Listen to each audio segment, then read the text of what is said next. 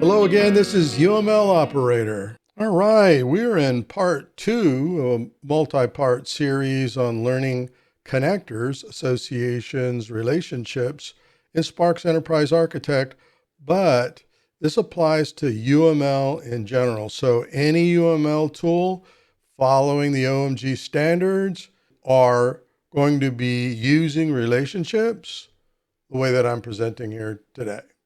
As in some of my previous demonstrations, and we're using Sparx Enterprise Architect, we're going to go to Start. We're going to go to the Help book, Help. We're going to hit the down caret. We're going to open Help, and that is going to launch the Welcome page.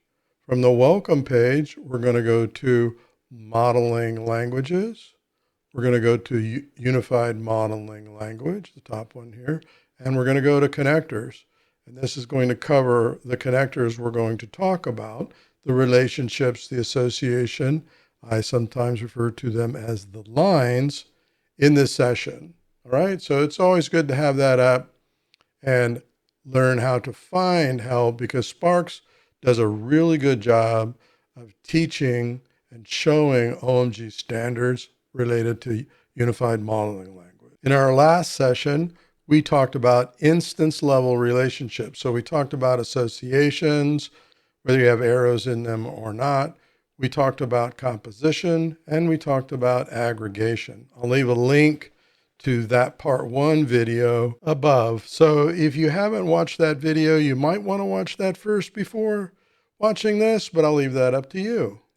In the last session, when we were talking about associations, I'm going to go over to properties in the lower right. I'd put a source to destination relationship. Typically, I leave these unspecified unless I have a need to show direction, and there's other ways to do that.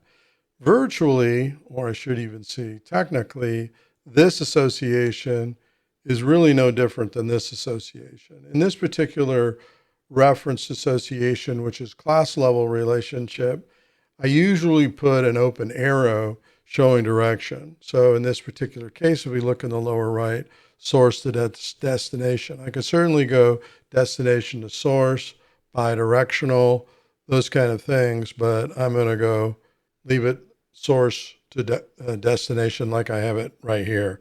I'm just going to show you an example of this associative association relevant to class level relationships.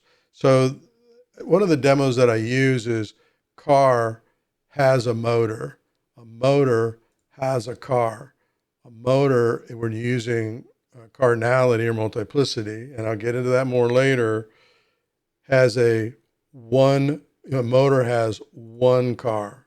A car has one motor. You can see the one that's represented right here. A car also has one to many wheels. Right, so we're getting into cardinality. I don't want to digress, but you can see the has a reference here representing an associative relationship. So if we go back, you see that I have has a, it could be has. When we're using associations, you are thinking in the term that uses, has, or works with. All right, so you could replace has a with has, uses, or works with. You also see when we were talking about aggregation, I used the terms has a. So when we looked at in the last session, aggregation, a department has a or has 0 to 5 professors. So when we go back here, a car has a motor has a car has one to many wheels. So this can get confusing to folks on when to use associations, when to apply the open arrows, when to use aggregation. So I wanted to spend some time covering that as we're going through this session. So that's why I include these examples in these videos to show when and where you would use such associations. And in this particular case, we're referring to associative relationships between elements in your models. All right, next we're going to move to generalization. So generalization is represented by a line, and an open triangle as an arrow, right? So I use the verb is. So what we're stating here, if we look at traceability, this class or this object instance is a relationship to this class or object. So in general, generalization is used to indicate inheritance. And so let's look at a demonstration of that. All right. So I'm going to go to generalization with the verb is and determiner and we can see here we've got a fruit, and an apple is a kind of fruit. An orange is a kind of fruit. A mango is a kind of fruit. So I think we're getting the hang of it right here, right? So when we're looking at inheritance, I go a little bit deeper. This is part of an advanced course where we have an animal and it has some attributes and some operations, certainly not all inclusive, but a cat is an animal.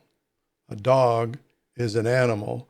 And so inheritance, basically you have a cat that has a name, is an age, eats, it sleeps, those kind of things, but it has its own, it's extended and has its own elements and its own methods or operations. So a cat meows, a dog barks. A dog breeds, of course a cat breeds. So this is not all inclusive, trying to help us understand what inheritance means when we're talking about generalization. Now we'll get more deeper into this as we're getting into coding projects, as we're getting into design efforts and those kind of things. So we'll talk more about this, and I'll also get into polymorphism. All right, so a circle is a shape, a rectangle is a shape. The shape is a superclass or parent class. It has color, again, not all inclusive. There are many attributes to shape. And then there is an operation, many operations. I'm only just looking at calculating the area of a shape, calculating the area of a circle versus calculating the area of a rectangle. So when we get into coding efforts and we're looking at this happens to be in Python, but when we get into that, we can start reverse engineering. We can move from platform independent models to domain specific languages. Using superclasses or object-oriented notion of superclasses versus subclasses. When we're looking at a shape and we go to traceability, you can see a shape is a superclass of circle and rectangle. When we're looking at circle, you can see that circle is a subtype of shape. So I don't want to take us too far. I just want you to learn what generalization is, and just a notion of inheritance and polymorphism. All right, we'll get more into that as we progress. All right, next we get into realization, and we're going to be using realization quite a bit in the sessions to come as we're going through projects, as we're talking about requirements, scope, functional requirements, as we're talking about class and object elements within our design and our development. So essentially, realization just is stating that the relationship between two elements, one implements or executes the other element, right? So it's indicated by a dashed line, right, with an arrowhead, a triangular arrowhead open to the other element. So when we're looking at traceability, let me go to the example. It's a lot easier than this one.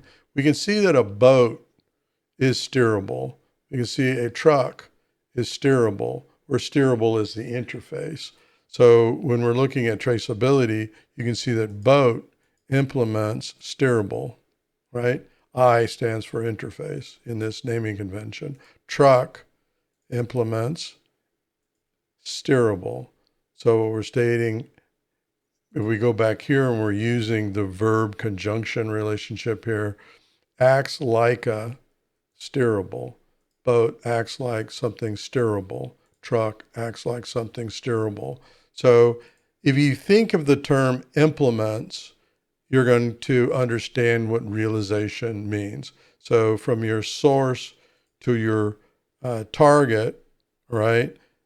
Your source is, in this particular case, is, let me bring this over here. Your source is your boat. Your target is steerable. You're able to understand that a boat implements steerability, if that's a word.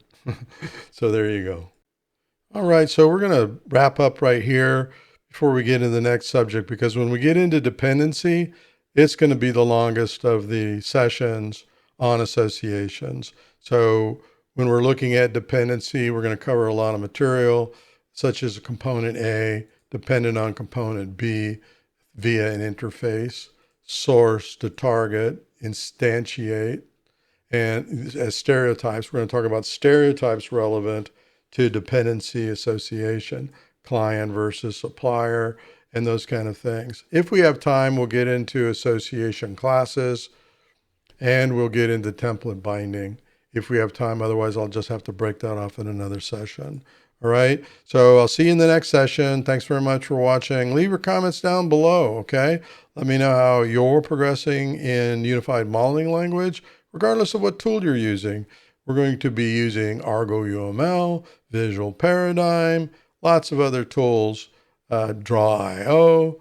Lucidchart is one of my favorites too, as we're going through. All right. I use Sparx a lot in these sessions because it's the most powerful, has a lot of intelligence under the elements that the other tools don't particularly give us. All right. I'll see you in the next session. Thanks again. Bye-bye.